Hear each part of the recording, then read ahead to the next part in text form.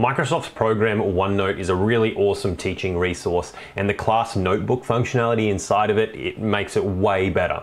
If you already know about OneNote and you just want to know how to set up the class notebook, go to the timestamp that's on the screen now, and that's where the tutorial will begin. But for everyone who doesn't really know what it is, OneNote is essentially a place where you can create, you can edit, you can share, you can do all sorts of things that a regular learning management system would do, except with the class notebook add-in that I'm going to show you how to set up today, you can make it so that your students can see your work in real time. So if you're doing a demonstration in real time, the students can see it on their own devices in their own OneNote workbook, but also it means that they can take all of the work that you've created and put it in their own notebook, and they can edit it how they see fit. So as an example, if you're an English teacher and you want your students to analyze a piece of text, you can upload the text to the OneNote, and the students can download the text to their own workbook and edit it there live. And then you can see every student's different way of analyzing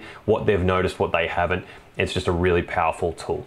So without further ado, without me hyping it up anymore, let's get into the tutorial. How do you actually set up a class notebook?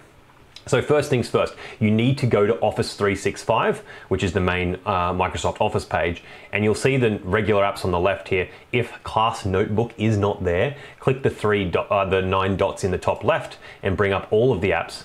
My Class Notebook is here because I've used it. If yours is not, click Explore all your apps and you will find the Class Notebook add-in. Once you've found it, just click on it and it'll open a new window for you. So if you've already got a Class Notebook, you can manage them, you can add students, you can add teachers, that sort of thing. But for now, we're going to create a brand new Class Notebook. So click that, name your class. So let's just call this Year 9 English, for example. Ironic that I misspelled English, so we'll go next here. This is just an overview. You can skip straight past this. We can edit this later.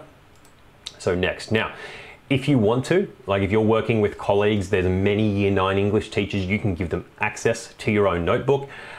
You may want to do this and you can just type in their names in your system. So our system is set up, our department has set it up so that all of our teachers are in there. I just have to type a name, for example, O'Donoghue, which is my name, and I should pop up and you can see me there, Mark O'Donoghue. I can just click that and that'll add the teacher. Obviously I'm making it, so I'm already in there, but it will add this teacher to your notebook so they can see it, they can edit it, and they can add and remove students, which is a really handy tool.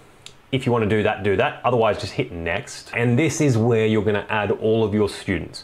So if yours is set up like mine is, if I type, for example, Smith, now I'm going to blur this for privacy reasons, but all of these people here are either teachers or students with the surname Smith, and I can just click on this person and add them to my notebook. You can go ahead, if yours is set up the same, and just add all of your students that way by looking at your class list. If they're not set up so efficiently in OneNote and in the Office program infrastructure, you can still add them. Just make sure you type their email addresses. So if I've got Steve at yourschool.edu.au or whatever the email for Steve is, you can just type it and hit a semicolon and it'll add that student. So when you click next and you actually finalize this notebook, all of the email addresses you've put in, including the teachers' ones from before, those will be sent an email, and the students just have to click it, or the teachers just have to click it and then follow the link, and they'll automatically be inside the class notebook. So go ahead, add all your emails or your students' names, and then just hit next. I'm not going to do this because I don't know who Steve is.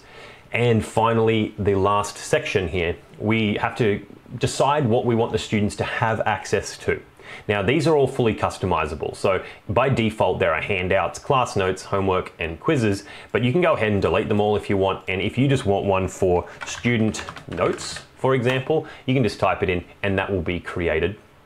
Say you want one for homework uploading, you can have a homework one, whatever you want to make or however few you want to make, it's completely up to you. These are for the students. So these are the different sections in the students' workbooks.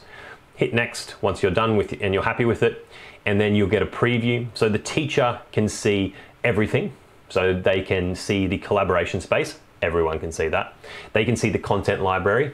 Everyone can see that, but they have access to this teacher only section. So if you're creating lessons in advance, but they're not ready for the students yet, you can create them in teacher only. And then when they are ready and you're ready for the students to see them, you can just move them into the content library and the students will have access. You can see here when I click on student notebook that the students don't have access to that teacher only section, but rather they have access to their own group.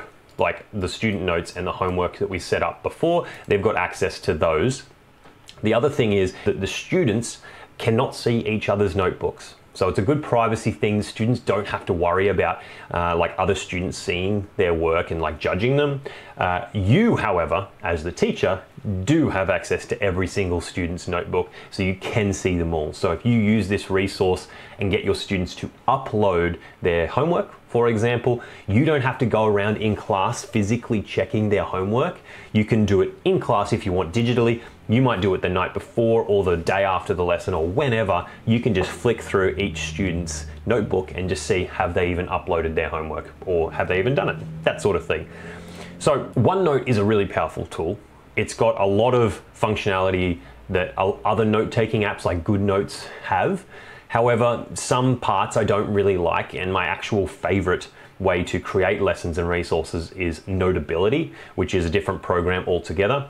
I made a tutorial on how I make lessons in Notability, and it still works really well with OneNote in the class notebook sense because Notability makes PDF files. Okay, you can export it as a PDF and you can just import it straight into OneNote. So it is a couple of extra clicks, but it's a way more powerful tool.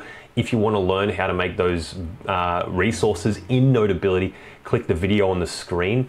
If you found value from this tutorial on how to create a class notebook, make sure you like the video. It tells YouTube that this video was helpful to you, and I truly hope it was.